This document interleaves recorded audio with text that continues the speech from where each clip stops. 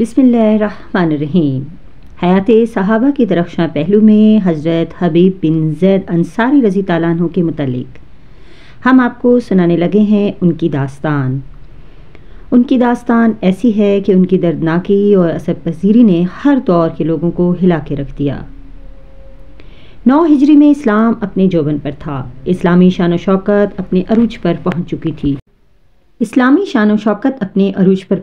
تھی۔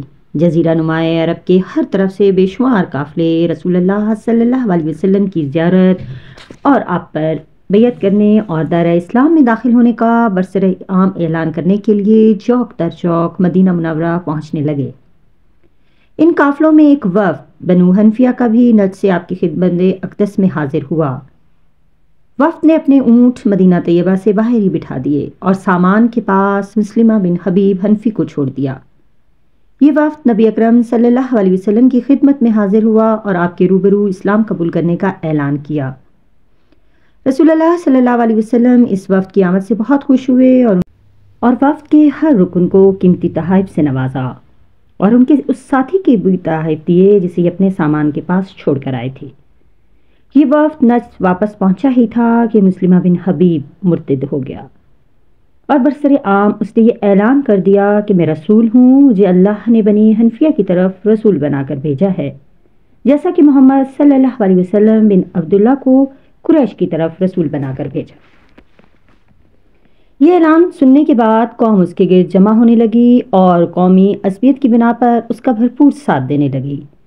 قومی عصبیت کا یہ عالم تھا کہ بنو حنفیہ کی ایک شخصیت نے برملا کہا، میں گواہی دیتا ہوں کہ محمد صلی اللہ علیہ وسلم سچے ہیں اور مسلمہ جھوٹا ہے، لیکن ربیہ قبیلے کا جھوٹا شخص مجھے مضر قبیلے کے سچے سے زیادہ عزیز ہے۔ جب مسلمہ کی حیثیت مضبوط ہو گئی اور ماننے والوں کی تعداد زیادہ ہو گئی تو اس نے رسول اللہ صلی اللہ علیہ وسلم کی طرف ایک خط لکھا جس میں یہ تحریر تھا: مسلمہ رسول اللہ سے محمد صلی اللہ علیہ وسلم رسول اللہ کی طرف، السلام علیک، مجھے نبوت رسالت میں آپ کا شریک کار بنا دیا گیا ہے، نصف زمین میں ہمارے لیے ہے اور نصف قریش کے لیے، لیکن قریش ظالم قوم ہے۔ یہ خط 2 قاصدوں کے ذریعے نبی اکرم صلی اللہ علیہ وسلم تک پہنچایا۔ جب یہ قاصد خط لکھ کر رسول اقدس صلی اللہ علیہ وسلم کی خدمت میں حاضر ہوئے اور آپ کو یہ خط پڑھ کر سنایا گیا تو آپ نے ان قاصدوں سے پوچھا، تم دونوں کی کیا رائے ہے؟ دونوں نے ایک زبان میں کہا، اس سلسلے میں ہمارا موقف وہی ہے جو مسلمہ کا ہے۔ آپ نے ان کی بات سن کر ارشاد فرمایا، خدا کی قسم اگر قاصدوں کے تحفظ کا بین الاقوامی قانون نہ ہوتا تو آج میں تمہاری گردنیں اڑا دیتا۔ پھر آپ نے مسلمہ کی طرف ایک خط لکھا جس میں یہ تحریر تھا: بسم اللہ الرحمن الرحیم، محمد صلی اللہ علیہ وسلم رسول اللہ کی جانب سے مسلمہ قذاب کی طرف، سلامتی ہو اس کے لیے جس نے ہدایت کی پیروی کی، یہ زمین اللہ کی ہے اور اللہ اپنے بندوں میں سے جسے چاہتا ہے اس کا وارث بنا دیتا ہے اور انجام اہل تقوی کے لیے ہے، اور انہیں 2 قاصدوں کے ہاتھ یہ خط روانہ کر دیا۔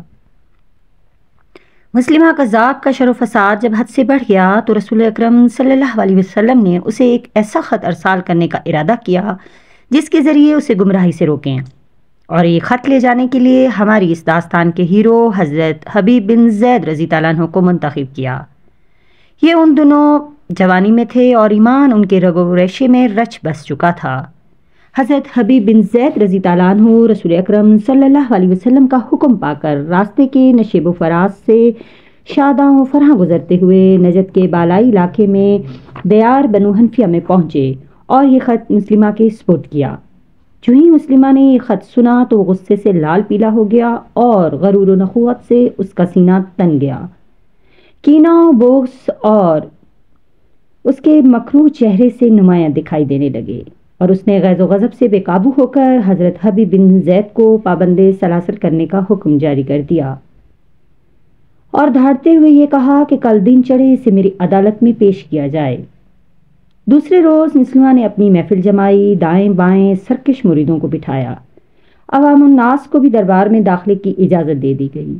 دربار جب لوگوں سے بھر گیا اور تل دھرنے کی جگہ باقی نہ رہی تو اس نے حکم دیا کہ اب حبیب بن زید کو پیش کیا جائے۔ آپ بیڑیوں میں جکڑے ہوئے آہستہ آہستہ چل کر وہاں پہنچے۔